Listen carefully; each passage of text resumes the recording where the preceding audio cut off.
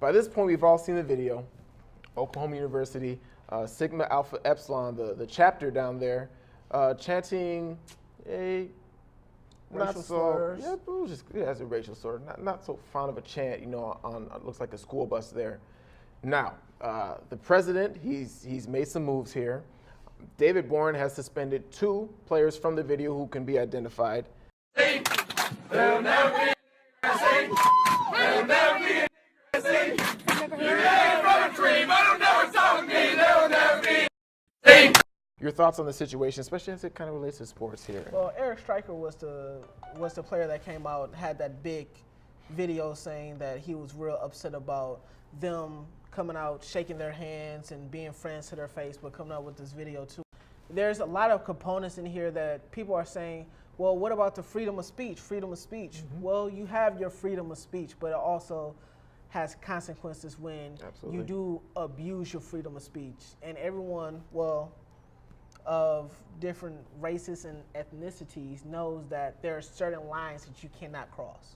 There's certain things that you just cannot say. And for a fraternity like that to go over and beyond the scope of things, I have no problem with Oklahoma's president bringing a hammer down. I have absolutely zero issues with that whatsoever, because you have to make an example of stuff like that. That's something that you're not going to be tolerated with. It reminds me of, I don't know if you watched the last Scandal episode, but it reminds me of the racial issues and the racial tensions that Scandal had brought to the forefront, brought to the light and everything. The same racial issues that is happening in Ferguson, New York, now being portrayed on Scandals.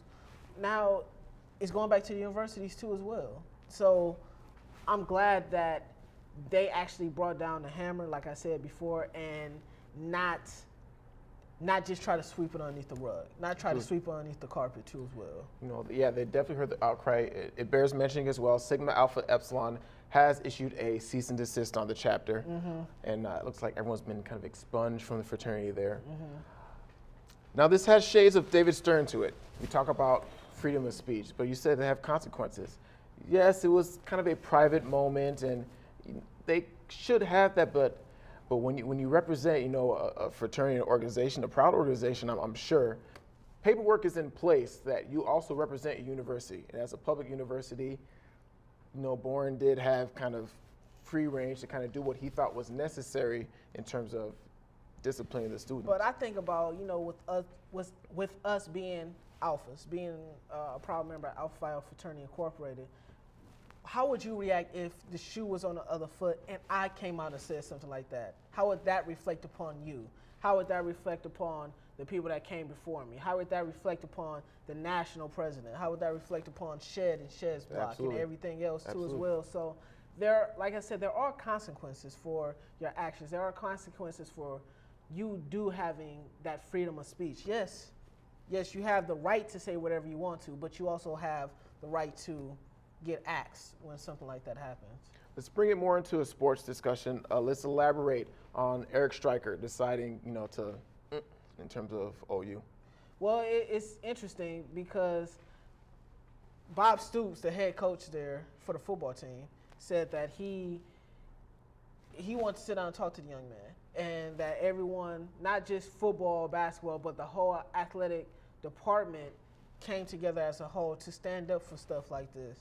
And I think that it shows light that athletes are more socially conscious about what's going on, more social activism. You see LeBron James in the Heat with the hoodies. You see Derrick Rose in the I Can't Breathe shirt. I Can't Breathe shirt. Then you see Hawkins from the Browns. Absolutely. In his press conference talking about different issues like that. So you see athletes more social aware about what's going on in the community and actually standing up. So kudos to them actually taking a stand on what's happening and not sitting back to the forefront like some of our athletes that we used to look up to, the Michael Jordans, the Tiger Woods, and having a silence and just staying neutral, actually standing up for what you believe in. I agree. It's obvious that racism is alive and well in this nation, and there are undertones, but especially in the South. I know me personally. I don't know if you ever saw the 30 for 30 on Ole Miss. there's some history there. James Meredith, being turned away at the door. But Ole Miss is the same school, I believe it was 2 years back that had the #1 recruiting class. So, as an African American, I know me personally that I couldn't play for a school that has that kind of history, but times overlaps. It comes to a point where a number of schools have some sort of, racial history that's tied to it. Well, then that's when you talk about the big business of schools. Then when you talk about the NCAA being the huge market that they are, where they're able to attract people into their universities, where Ole Miss and Mississippi State and University of Texas and Oklahoma is able to attract athletes and able to bring them in.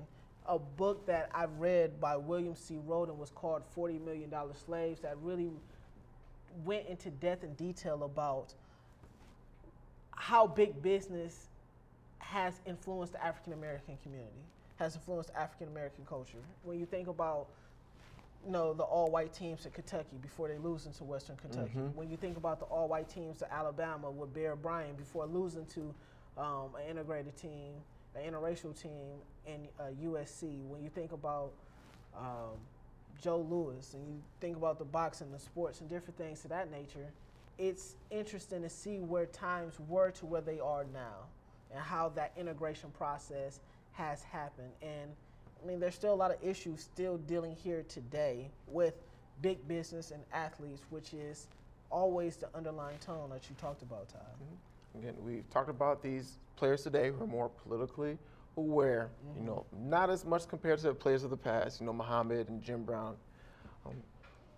In our community, we're facing a lot of things. It would be great, they could stand up and kind of corner the market, show that if this is how you're going to treat someone who looks like me, I do not need to come play for you, because we all know where the money comes. Granted, the boosters do sign a few checks, but NCAA football, that's where a lot of the money comes. But hey, if one person's not going to take that scholarship, there's probably 10 other athletes lined up who need a way out of their situation. Definitely so.